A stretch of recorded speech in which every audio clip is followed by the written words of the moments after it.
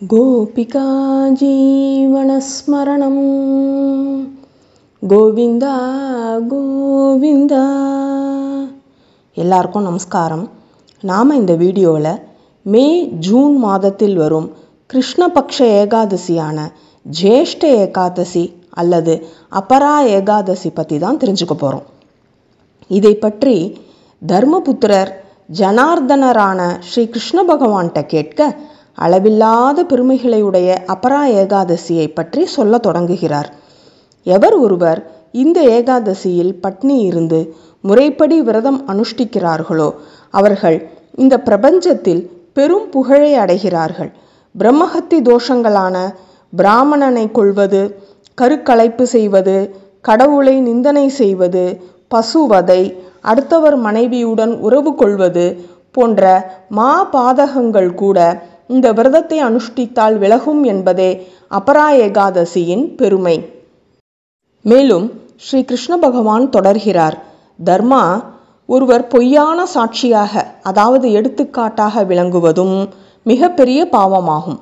வஞ்சகமாக அடுத்தவரை புகழ்வது, எடையை குறைத்து ஏமாற்றுவது, பிறந்த குலத்திற்கான தர்மத்தை பின்பற்றாமல் இருப்பது, தவறாக வேத மந்திரங்களை உச்சரிப்பது, தானாகவே இல்லாத ஒன்றை எழுதுவது, ஜோதிடம், மருத்துவம், கணக்கு எழுதுதல் போன்றவற்றில் அடுத்தவரை ஏமாற்றுவது, க்ஷத்ரிய தர்மத்தில் இருந்து வழுகுபவர்கள், மிகப்பெரிய பாப்பி என்று கருதப்படும் குரு நிந்தனை செய்பவர்கள் போன்ற பாதகங்களுக்கு கண்டிப்பாக நரகத்தில் கொடும் தண்டனை கிடைக்கும்.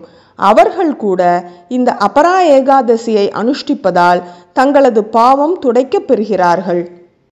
மேலும் எவர் ஒருவர் இந்த புனிதமான ஏகாதசியை அனுஷ்டிக்கிறார்களோ அவர்கள் கார்த்திகா எனப்படும் அக்டோபர் நவம்பர் மாதங்களில் தினமும் 3 முறை புஷ்கர க்ஷேத்திரங்களில் நீராடிய பலன்கள், ஜனவரி பிப்ரவரியில் வரும் மாக மாதத்தில் கங்கையில் குளித்து பிரயாகையில் முன்னோர்களுக்கு செய்ய வேண்டிய திதிகளை செய்த பலன்கள், சூரியன் மகர ராசியில் பிரவேசிக்கும் பொழுது ஒருவர் வாரணாசியில் சிவபெருமானுக்கு சிவராத்திரி அன்று செய்யும் கைங்கரிய பலன்கள், குரு சிம்ம ராசியில் பிரவேசிக்கும் பொழுது கௌதமி நதியில் நீராடி முன்னோர்களுக்கு திதி கொடுக்கும் பலன்கள், கயா ஸ்ரார்த்தம், கேதார்நாத்தில் சிவதரிசனம், சூரியன் கும்பத்தில் பிரவேசிக்கும் பொழுது பத்ரி நாராயணனை தரிசிப்பது, சூரிய கிரகணம் பொழுது குருக்ஷேத்திரத்தில் ஒருவர் பசு மாடு, யானை, ஸ்வர்ண தானங்கள் செய்யும் பலன்கள் என்று